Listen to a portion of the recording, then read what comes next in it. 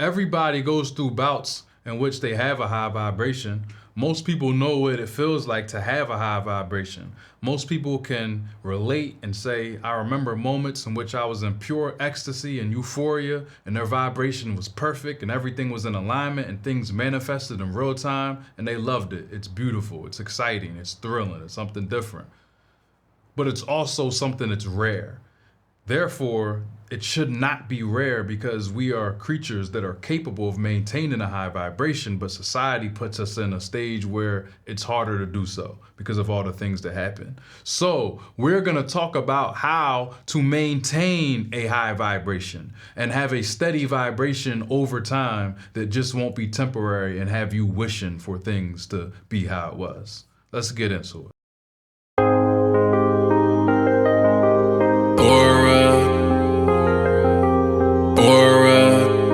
I said that, yeah, I said that, yeah, Fancy Bookwriter. So, high vibrations. First of all, we must get a little backtrack and update of what a vibration is. We talked about this briefly before, but now we're gonna dive in deep waters, baby. A vibration is your frequency, and your frequency is your energetic potential of what you can do at any given moment. And your energetic potential of what you can do at any given moment determines the potential of what you can manifest. So if you have a strong aura, as we talked about before, your aura, which has your bioelectric and interacts on the spiritual world, right? If it's very strong, then on a quantum level, the configuration of your earthly possibilities are expanded. And if you have a lower vibration, then the possibilities of what you can do are contracted or in a smaller state. So high vibration, low vibration is really in terms of potentialities, right? So more energy means that you can do more things and manifest more, and all manifestation is a change of your perception at the root fundamental level, and all change in perception to manifest means that you want to manifest stuff that's in your favor. So who cares if you can manifest things if what you are manifesting isn't favorable or what you want, because therefore manifestation wouldn't really matter. It's like gravity, right? You have gravity where if you know how to build a plane, then gravity can work for you, because now you can use the air propulsion and you know how it works, and then you're not worried about gravity because you understand the laws. But if you don't understand how gravity works, then you might think that you can jump off the Empire State Building and survive it, in which you can't survive that. It's not going to work. So therefore, just like gravity as an example, manifestation and vibrations and what you manifest is contingent upon how you relate to your manifestations and if it's favorable for you, because we're all manifesting all the time at every second that we speak. So if you have a vibration that we typically consider high, then that would be favorable manifestations. Your vibe is working in alignment with what you optimally want. So if you optimally want riches, right? If you optimally want peace, if you optimally want travel, if you optimally want a good job, if you optimally want good weather, whatever it is that you want is contingent upon the vibration that you are at. And people will often experience bouts in which they get what they want, but then it dries up, or then they're unable to continue that. So in order to continue and have a vibration that is continuously high, you must have a set of criteria in order to do so. And that criteria is what we're about to explain. And rule number one is what we're going to talk about, is the first criteria, right? So the first thing that you need in order to maintain a high vibration is subtractive things.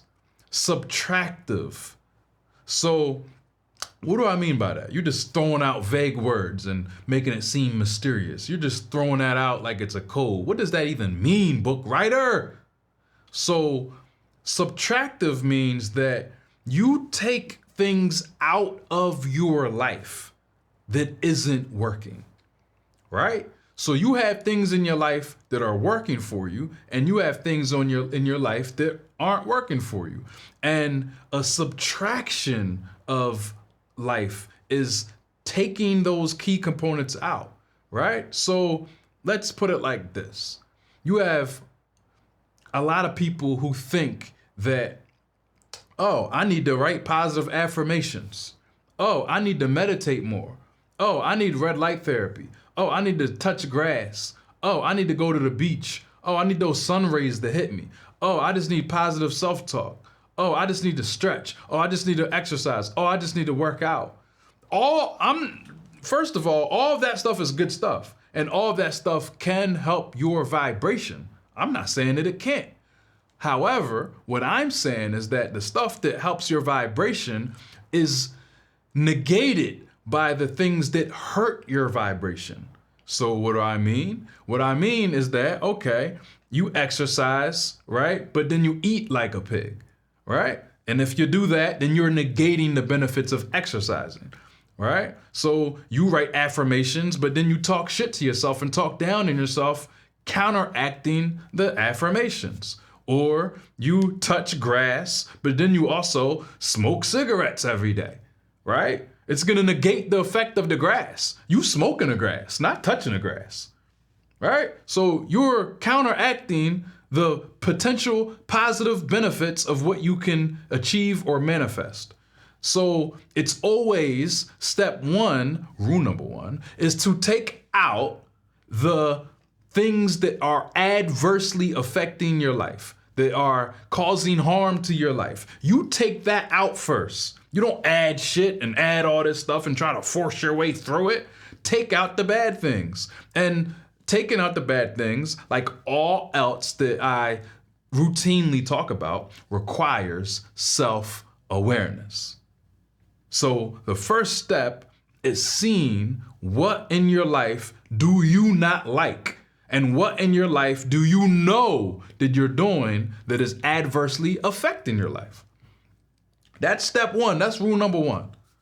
You have to sit down, take the time, get off your cell phone, sit and say, yo, what is affecting my life adversely? So after you see what is negatively affecting your life, you compile that and remove it.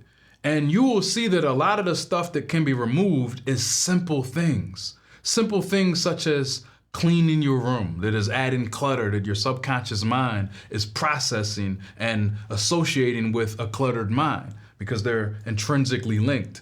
And other things such as, oh, maybe I should wash the dishes, or maybe I should wake up at this time.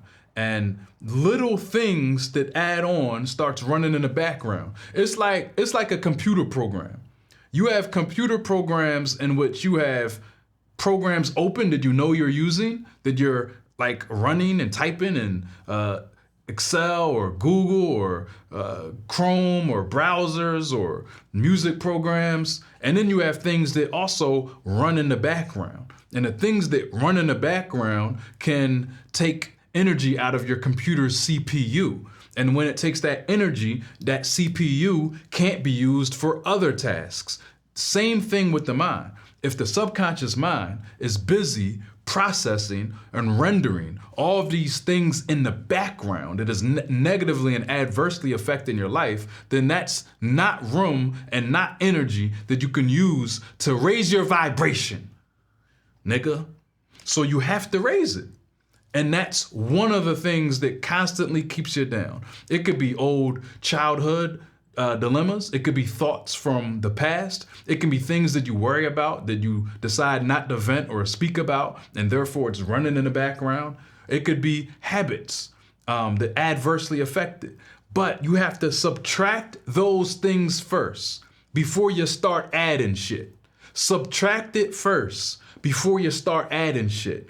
Nobody wants to have a clean slate that has a lot of dirt on it, and then you try to draw a beautiful picture on top of the slate that has the dirt on it. What you want to do is always remain in a clean slate. Remove the dirt from the slate and then draw your beautiful Picasso picture, right? It's like the Eastern concept of emptying your cup, right? Focus, this is what people kind of misinterpret so many times. They think focus is like locking in despite all of the clutter that's going on, and you just focused and you're a laser beam and there's all this chaos going around you and you're just focused right through it. That's not focus. That's not focus at all. I don't know what the fuck that is. That's just a strong will, just trying to will through it. And that's willpower, which has its purposes when life gets to the point of adversity, but it's not really beneficial for long term because no one can stay locked in willpower for extended periods of time without some sort of compromise to their energetic potential. Therefore, it's best to not have those distractions in the first place. That's focus. When everything is quiet and silence and you're in serenity, that's focus, right? Not, I'm gonna do it. Nah.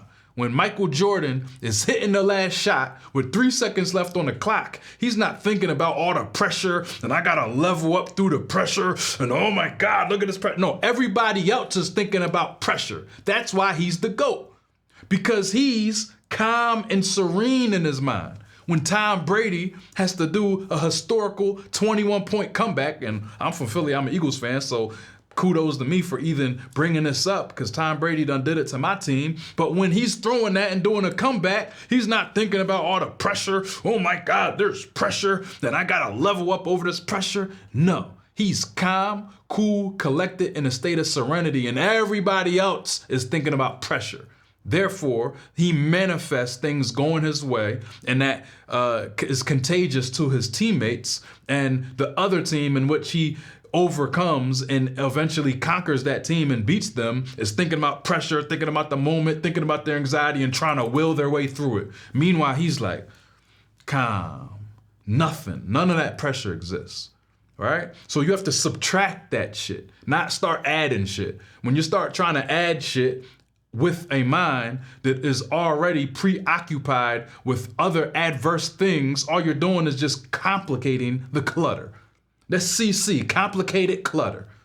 Just adding shit on. Complicated clutter. So, that's rule number one. Now, the second thing that you have to do, which is also rule number one, is, right, you have to let things go. Let things go. Now, this is kind of related because letting things go means that things won't be running in the background. But the reason why it's so hard for people to let things go is because they become emotionally attached. Even if it's a negative emotion, they're still emotionally attached. And it sounds so counterintuitive. I would never be emotionally attached to something negative. But your body and your subconscious does not care. It doesn't care at all, right? So let me give you an example. Let's say you are in a toxic ass relationship. You have a toxic partner and you toxic yourself, right? But you blame the partner for being toxic because you don't realize your own toxicity. But you both are some toxic motherfuckers, right? But every time you argue, you make up, and then you have sex and you go through that cycle.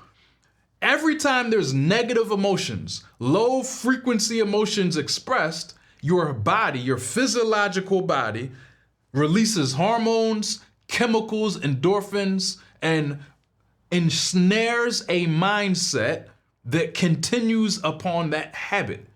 So the chemical reaction that you get, and some of the dopamine, because maybe you proved her right, you proved her wrong, right? So you got her, or she got you, whoever feels that they're right in that situation, and they apologize and makes up. You started out as a low point, so making up feels like ecstasy to you. Therefore, you think that's a payoff. And because you think that that is a psychological payoff, and technically it is a payoff, you go through this endless cycle, and it enters your subconscious mind, and it enters your neurological grain in your brain. And after it enters that neurological brain, you fucking want to do it again. You actually crave it. It's why people can be addicted to things that they consciously know doesn't work in their favor. So in the toxic relationship, as the example, you are basically stuck in that vibration.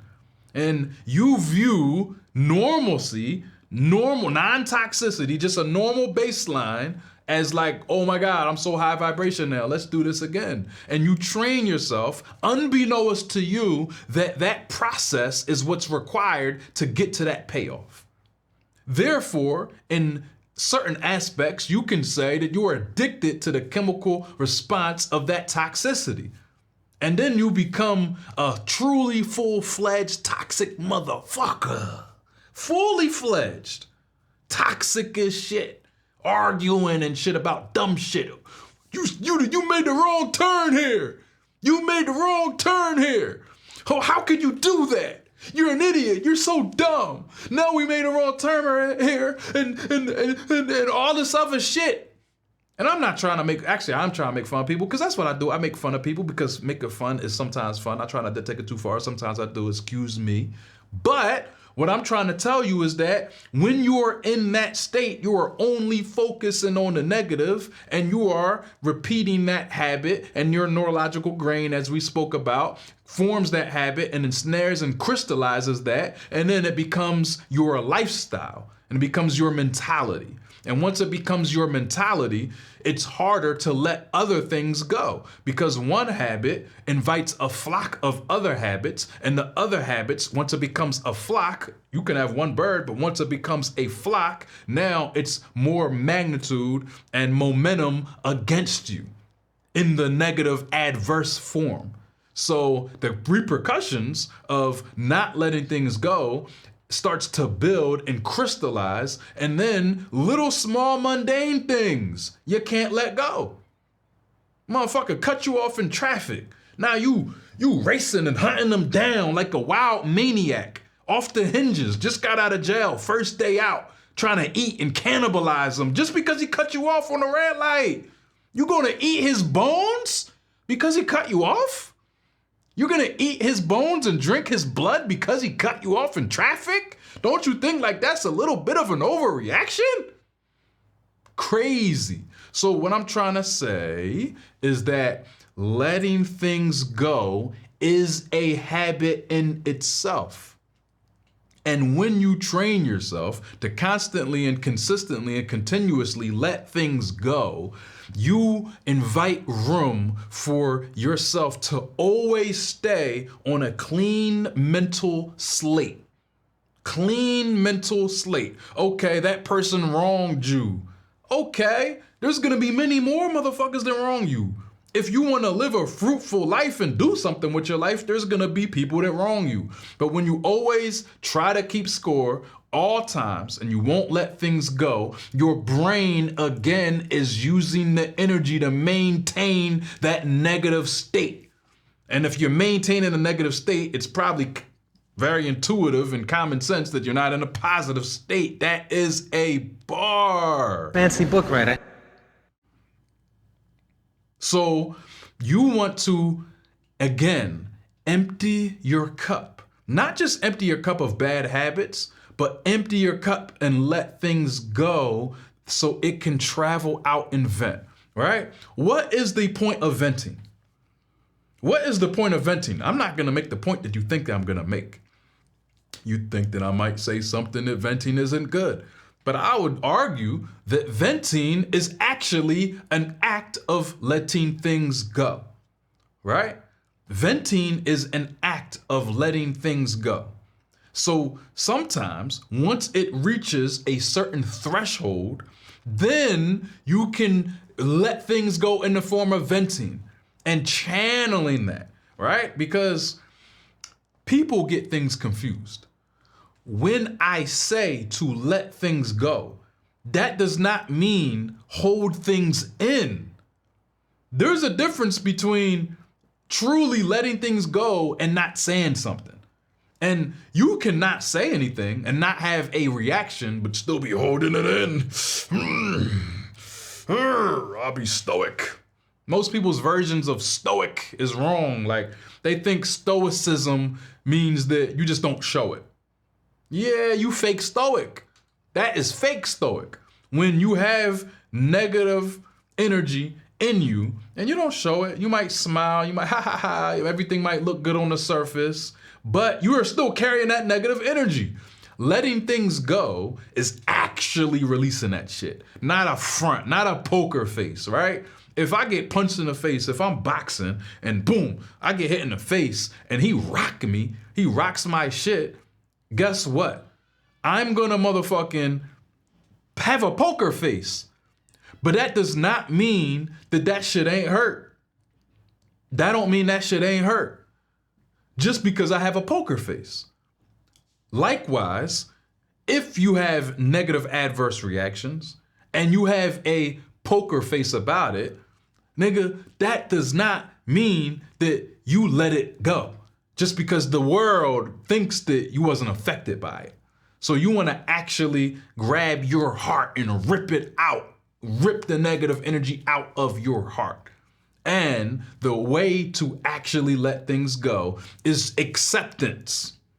Acceptance. And that's what people find pretty hard to understand, that concept. Acceptance. When you accept that things happen, things fucking happen, right? You go to the gym, you work out, you break muscle, we accept that. Breaking muscles hurt. You ain't mad at the motherfucking workout machine. You ain't mad at the bench press. God damn it, you hurt me, nigga. Even if you got seriously hurt, you ain't karate chopping a motherfucking bench press machine. Shit happens.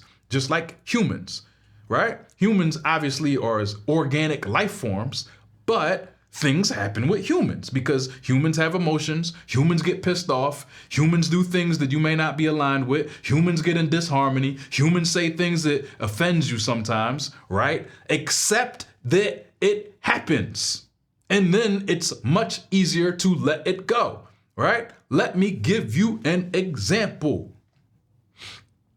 If a motherfucker says, yeah, you bitch ass nigga, or you pussy ass nigga, and you're in line or something, right? And you turn around and see who it is. And then you see that the person who says that is old, 90 years old, decrepit, in a wheelchair, can't even barely move, right? Looks like they're about to die in like 3 business days. You're gonna be like, most sane, rational, normal people would be like, okay, I'm gonna let this go. You know why? Because they're gonna say, well, maybe the guy has some mental problems, he's old, maybe he has some sort of dementia, Alzheimer's, maybe he's in some sort of episode. You never know, you don't know, he's old as fuck, you will let it go. Why will you let it go? Because you're like, oh, he's old, he's not a threat. Similarly, if somebody says, yo, what's up, punk? What's up, punk? Right? Nobody really says punk anymore, right? But what if somebody said, hey, punk? You turn around and it's a 6-year-old kid. Are you going to curse out the 6-year-old? Only a complete, unrestrained, uncivilized idiot would do that. You would say, oh, wow, I didn't know it was a 6-year-old, and you would let it go. You know why? Because you accept that 6-year-olds are not necessarily the same functioning, mature members of society as everybody else. And you would understand and agree that a 99-year-old sometimes comes with mental problems, disabilities, Alzheimer's, dementia, things that can happen that is not of the normal function members of society like a 50-year-old, right? Therefore, you accept it. But we have a hard time accepting the same things if it's our actual peers. Then all of a sudden we can't accept it. And it's like, wait a second, wait a minute, that doesn't even make any motherfucking sense. How can you not accept that when it happens all the time? Doesn't even make sense. People cut you off in motherfucking traffic. That's a fact of life.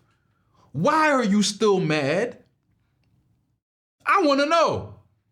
Why are you still mad that the nigga cut you off in traffic? Are you an idiot? You don't realize that that happens on a regular basis when a motherfucking drives? When you drive on the road in a car, especially if you're in a big city, I'm from Philly, there's a lot of aggressive motherfuckers who I'm supposed to get mad every time I drive? That's crazy. It's irrational. It's puerile, right? It's inane. It doesn't make any sense. Doesn't make any sense. So people lower their vibration by not accepting things that is a normal fact of life.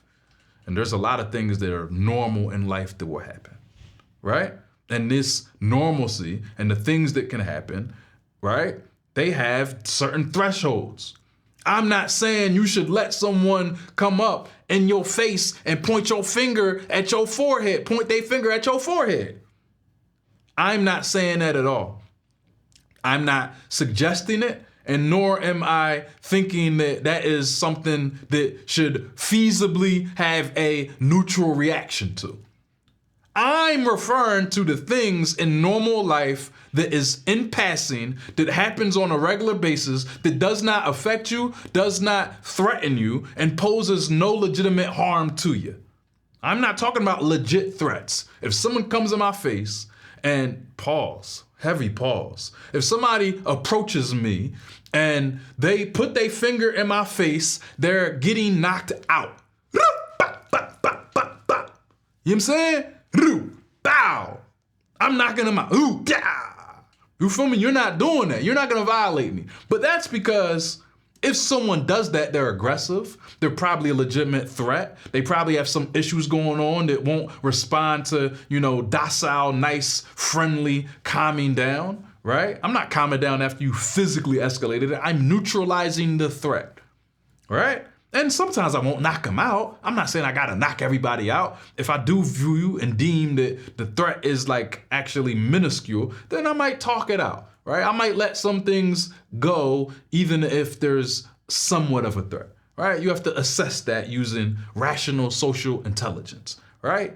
But we're talking about the things that go in passing. Someone put a comment on your Instagram page. You're mad now? People's vibrations are just loose at stake, right?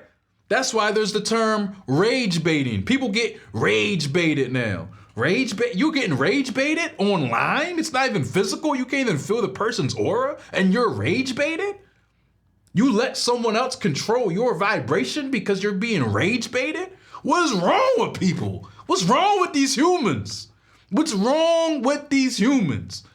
You let another motherfucker control your vibration. So that's rule number one. You have to accept that these things happen. You have to accept that these things happen. Once you accept that these things happen in life, your vibration naturally increases by default.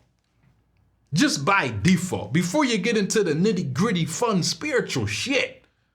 Already, just by doing that and implementing that as a rule of self-policy, your vibration already goes up. Simple, may not be easy, but you have to do it. It's a requirement. You're not going to be sitting up here with a high vibration getting rage baited by a motherfucker online, right? It don't matter what ideology or what they post, it's online, brother. People express their opinions, and not all opinions you have to agree with, and not all opinions that you don't agree with, you have to get angry about. I'm not saying you have to be a robot. I'm just saying that you should be in charge of your own vibration, not someone else. The minute someone else is in charge of your vibration, then you lose the power over your own vibration. Therefore, it blows with the wind. If the wind today wants your vibration to be high, it'll be high. If the wind tomorrow wants it to be low, then it'll be low, right? You are in control. There are certain immutable laws that you can't escape, right? It's the law of polarity, for example. But what is also a law is that you have control over your vibration, right? It don't matter what motherfucker does to you. Now we're going to go into the next phase of maintaining a whole vibration. And this kind of stems from acceptance. And this is understanding that there is positive and negative for all people, right?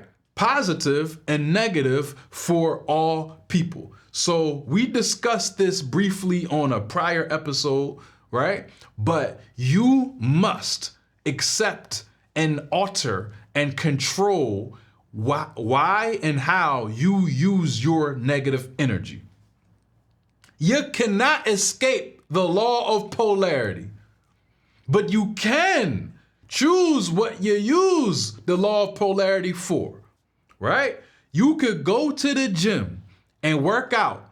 You could go to the gym and work out every day and accept that it's negative energy and hard workouts is negativity. You're breaking muscle fibers. You are feeling pain. You are sprinting or doing something hard and experiencing mental pain, physical pain to a good extent on a regular basis. You can choose to do that, or you cannot work out, not eat healthy, not have that discipline, right? And then the negative pain gets affected to you later in the form of health problems, in the form of regret, in the form of missing out, FOMO, in the form of not being your peak self. Both are negative energy. One is controlled by you and channeled into something that will change and alter and transmute into positive energy. That's called alchemy. Alchemy is taking your negative energy or your positive energy, but your negative energy for these purposes on this fucking Rule Number 1 podcast and changing it into a positive format. Hitting the gym is the most simplest form. You are breaking muscle fibers, you're experiencing pain, and you're transmuting that into dopamine and to self-esteem peaks. That's transmutation, and that's alchemy. That's spiritual alchemy. You just went from something negative, pain, and you transformed it to something positive. And you have to keep that cycle going. And then it becomes a flow and a habit, and then a lifestyle, then a mentality, and crystallized into your character. And once it's crystallized into your character, you know that you are in charge of the things that happen to you that's negative. And every now and then there's going to be things that happen to you that's negative. But because you have already endured that pain, your vibration isn't affected anymore. Because you have already experienced so much micro pain. I'm not saying go fucking jump out the window, right? That's fucking crazy. I'm saying you experience so much micro pain that by the time adversity actually hits you in life, it does not alter your vibration because you've been through it on a smaller level. It's kind of common sense. I'm breaking down shit that y'all can understand, but this shit is kind of common sense, right? People are watching this and we are the high vibration motherfuckers, but it is kind of common sense and people are now relating to the common sense in a way that I'm just bringing it, right? So, and by the way, you got to share these videos with your friends and as many people as possible so we can grow. We can grow our conglomerate that we have here. We have something special here and we're going to grow our conglomerate to something very special. That's what we're going to do. We're going to take our conglomerate. We're a small but loyal subset of people right now that is interested in these topics because most of the people are remaining in ignorance. And we're going to grow but concentrate this growth. Do not send this to low energy motherfuckers. Or maybe send it to low energy motherfuckers. Maybe it can help them. But send it to people who you know will be helped by this. And then we can grow but concentrated growth. I don't want dumb virality. We want concentrated growth. That's what we want. Concentrated growth. The energy. Like a Pokeball with a Mewtwo in it. You feel me? So you have to know and realize that polarity you cannot escape and then choose what you want to use that polarity for. And in this case, we definitely affirmatively want to use that polarity for choosing what we want to do that's negative. Let's start this business. Fail, fail, fail, fail, fail, fail, fail. And you chose to fail in your own terms, just like any successful entrepreneur. 99.999% didn't succeed on the first time, and the ones that did actually failed later, but the ones who failed first ended up succeeding later and be getting the life that they want, because after you fail so many times, the adversity that life naturally hits you with, that's unpredictable, you're prepared for. So your vibration isn't shaking, right? One thing that I don't like seeing this, but it's interesting. So I find it interesting, but I don't like seeing when all these spiritual people talk about, oh yeah, it's just positive energy, positive, positive, positive, positive, positive. Well, God damn it, can positive exist without negative? Someone tell me. I would really like to know. I'm very curious. Can positive exist without negative? How can you even know if it's positive without relative? Does relativity doesn't exist? All right. Am I just oblivious now? Did all these years of meditation not give me insight into what was going on here? Am I wrong about this? Nothing is relative anymore. So how can you just be positive, positive, positive, positive, positive, and you think that's going to work? What happens when life hit you and you're just positive, positive, positive, positive, positive, positive, positive? You gonna break, cuz. You gonna break, cuz. That's why you got some positive people and some negative people, but often the negative people might slap the shit out of this positive person, and that positive person doesn't do shit because he haven't experienced negativity yet, and that negative person ends up winning. Nah, it ain't gonna work like that. Now, I'm also not saying, again, that you should let life dictate what negative experiences you have. I'm saying use your negative experiences and choose. Do something with your life, whether it's discipline, whether it's work ethic, and this is the next topic that we're gonna get into, but you must choose that. Which leads into the next, right? Notice that we didn't really get into anything spiritual yet. We didn't really get into no spirituality, manifestation, law of attraction yet, because often the answers are closer than it thinks. People want to make things fancy. People want special effects. People want all this pseudo science, all law of attraction, manifestation, spirituality, guru information without doing the basics, which we already talked about before, but you gotta do the basics, cuz. So next is discipline. Before you start talking about Ouija boards and whatever the shit y'all be doing, astrology and shit, do the motherfucking basics. Discipline. Discipline is needed. That's a transition from knowing what the negative energy must be used for. And negative energy in small bouts over time is discipline.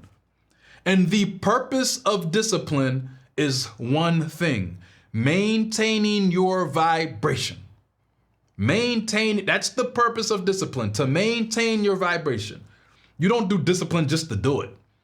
What the fuck is the point of can I speak to that? What is the point of doing disciplinary things if it's not gonna have an objective? So many people are blindly disciplined. I just do this. I'm like, why? Well, I just do it. It's just what I do. What do you mean it's just what you do? What does that even mean, huh? It's just what I do. So you have to have discipline for the sole purpose of maintaining your vibration, preferably a positive vibration. Discipline is, okay, I'm gonna make my bed every day. Discipline is, I'm gonna do yoga every day. Discipline is, okay, I'm gonna work out or something every day. I'm gonna do a checklist. Whatever you wanna be disciplined in, be disciplined in it.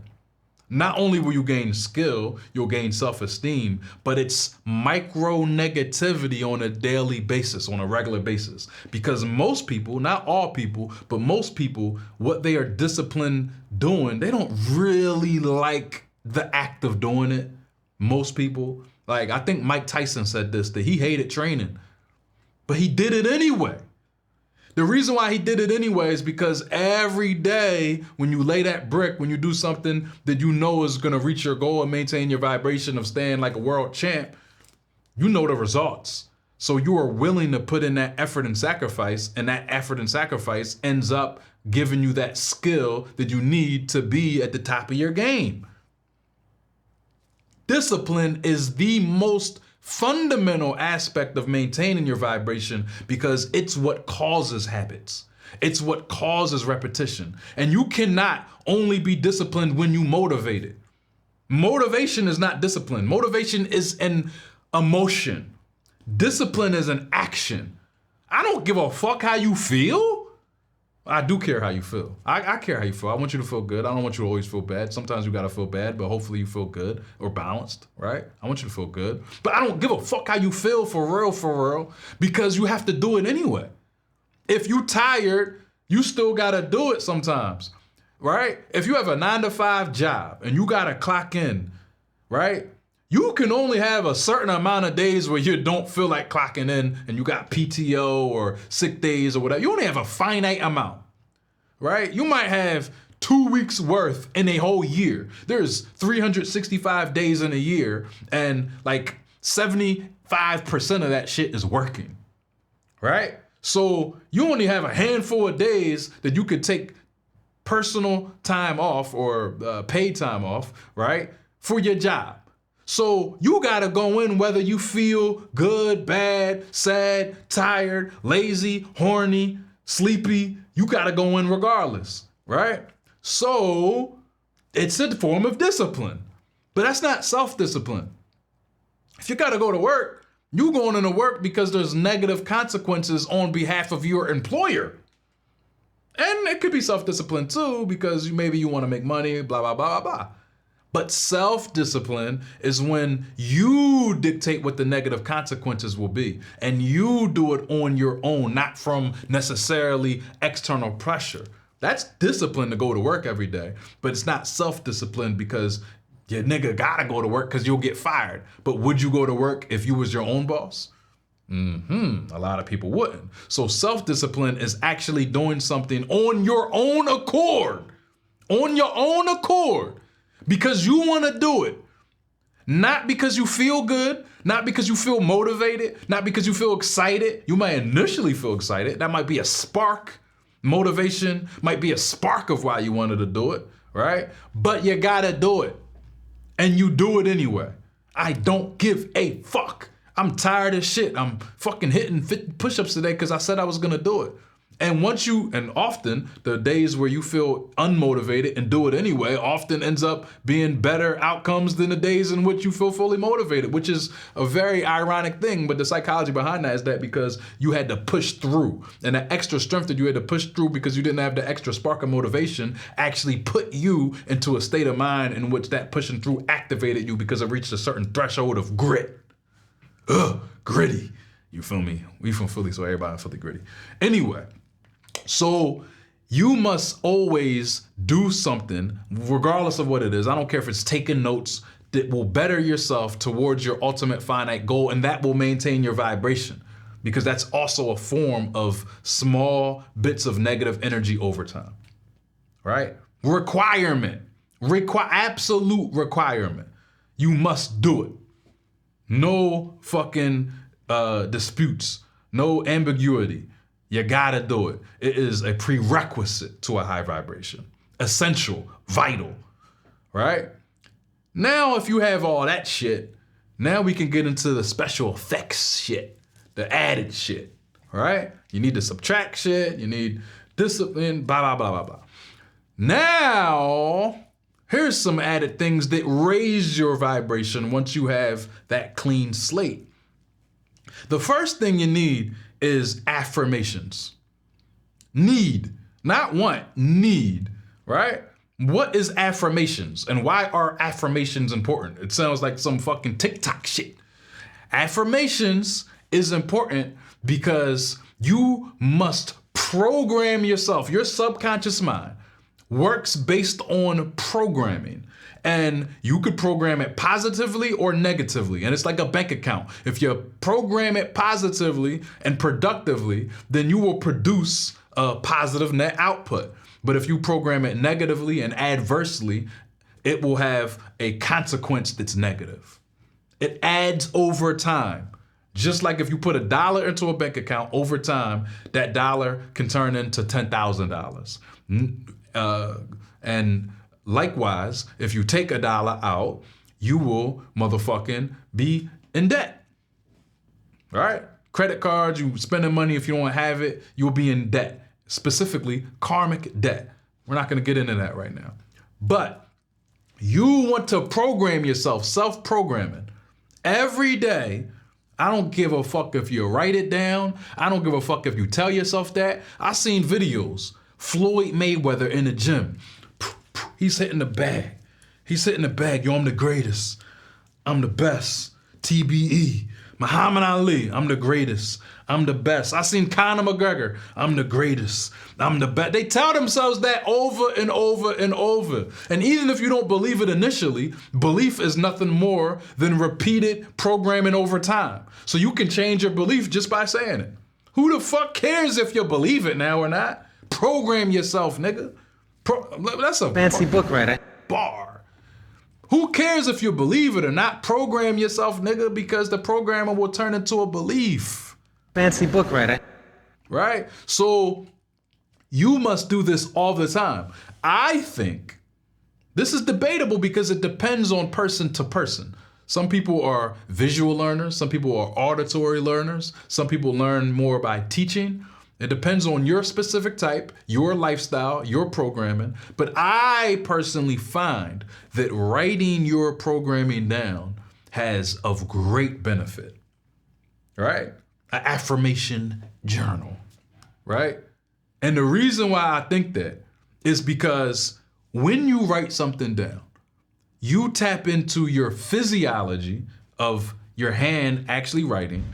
You tap into your hand to brain connection, right? Your hand to brain connection puts you in focus, right? Which a lot of people are missing. And the hand to brain connection makes you subtly read it while you're writing it. So you're actually kind of saying it out loud, writing it, and you get the program of the focus of having your brain to hand connection, which this is delicate. It takes a lot of precision to actually write something, right? By hand, not typing, by hand. Writing something by hand is more precise than typing. So that is the ultimate way to lock in on that programming.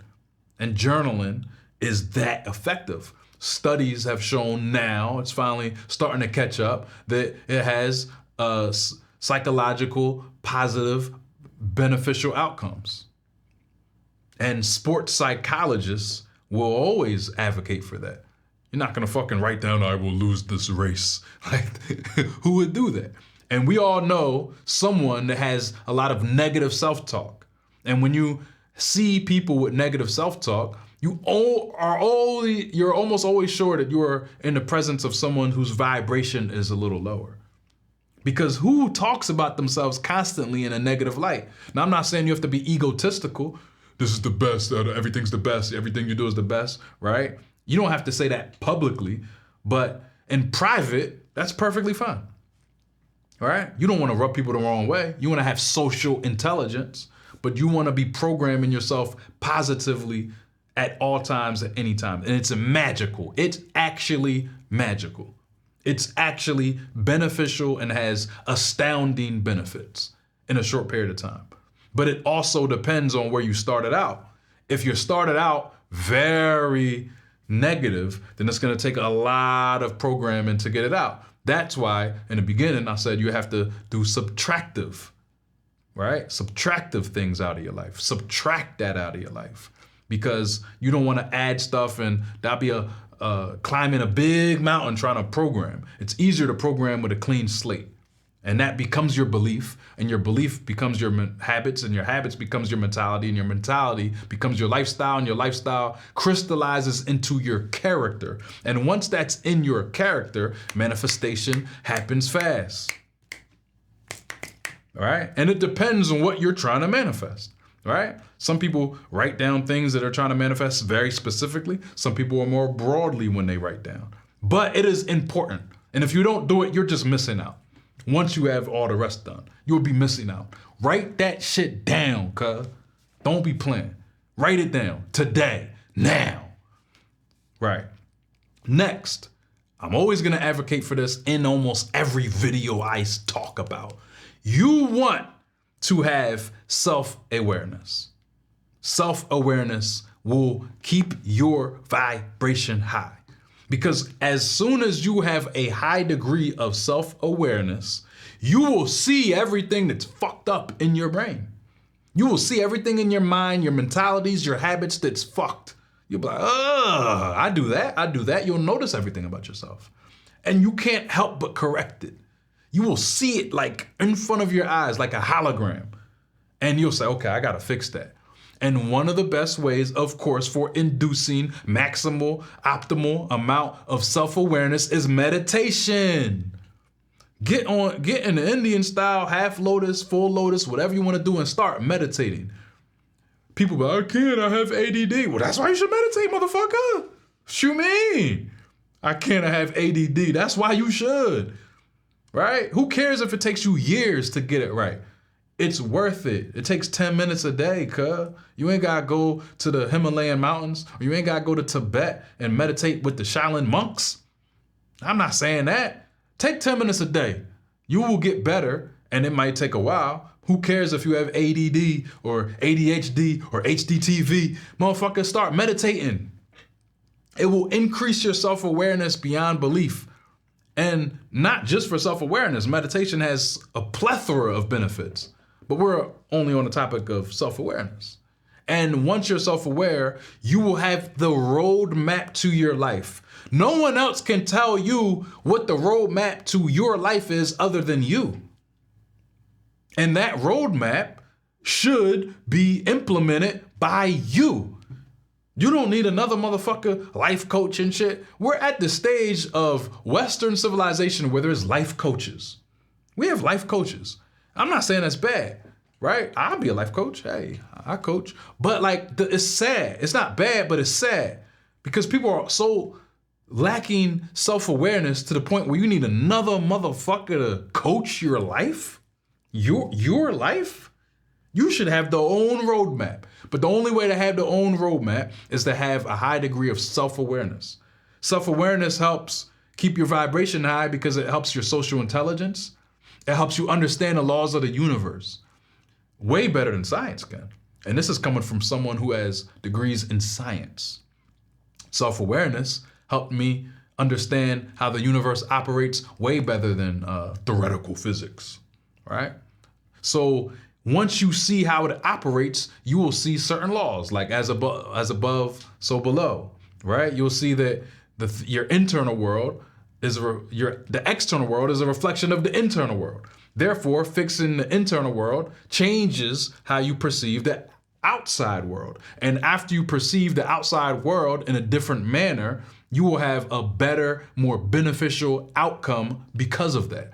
For example, if you believe that everybody's against you, everybody's haters, nobody likes you, and you have that worldview, right, which probably stems from a little bit of self-esteem, etc., right, you are gonna miss opportunities. You're gonna assume that potential opportunities aren't gonna work out. You're not gonna enter the world with any degree of high confidence, and you're gonna fail at many things and not learn from those failures because you're gonna blame it on the world.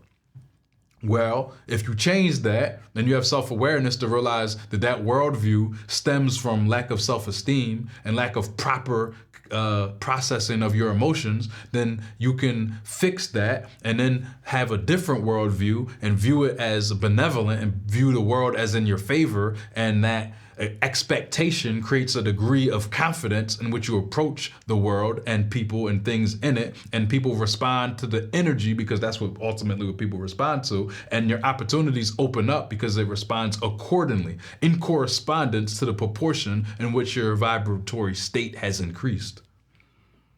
Therefore, the internal world is much more important. Everybody worry about the world, the external world, what the world gonna do, XXX, etc., etc. You need to worry about yourself, cuz. And not in a selfish way, in a selfless way, but you can't be selfless unless you first fix yourself. And once you fix yourself, your vibration goes up, and then you have the extra energy to help other people, because vibratory states are contagious, which is the last point. Vibratory states are contagious. So when Tom Brady is locked in, he's trying to win the game, there's 3 minutes left, he's down by 6 points, he needs to score a touchdown, he's on his own 10-yard line on the football field, and he needs to go all the way across, right? He's locked in, his vibratory state reeks of winning, The other players on the field can feel the vibratory state. Now, I'm not saying that Tom Brady is the only person on the field that's capable of like having a high vibratory state. I'm just using him as an example. But the other players on the field catch and lock into his vibratory state and say, let's go. We gonna win. It's contagious. Therefore, if vibratory states are contagious, why are people trying to save and help and do all this other things in the world without fixing their vibratory states first? Because it's much easier when it's contagious and when you can harmonize and when you can see that this motherfucker has a high vibratory state and it's easier to help people. But people rather argue and go through ideological arguments and debates and be in resistance with other people and try to use tactics that are advanced and schematics and plan and do all sorts of hardcore grassroots campaigns, which I don't have a problem with, but you didn't even do the grassroots campaign in your own house. How does that make sense? So how can other people on the outside actually believe you? How can people subconscious believe you when they look and say, I don't know. I don't know if I feel that state. I don't know if I feel that vibratory state. So they might shut themselves off. Vibratory states are contagious. So work on yourself first, and then it's easier to transfer that. It's like a candle. Right? You light a candle, you can light another candle, but your candle gotta be lit first. It's easier when you have a candle and you light other candles with a candle that's already lit. Instead of wasting energy on getting a lighter and lighting every individual candle with a new energy expenditure, when you can use existing energy expenditure to light other candles. And that's where we're at. Everybody's trying to light candles by force. Light your own motherfucking candle, right? That's the essence of how to maintain a vibratory state. That's the basics. That's rule number 1.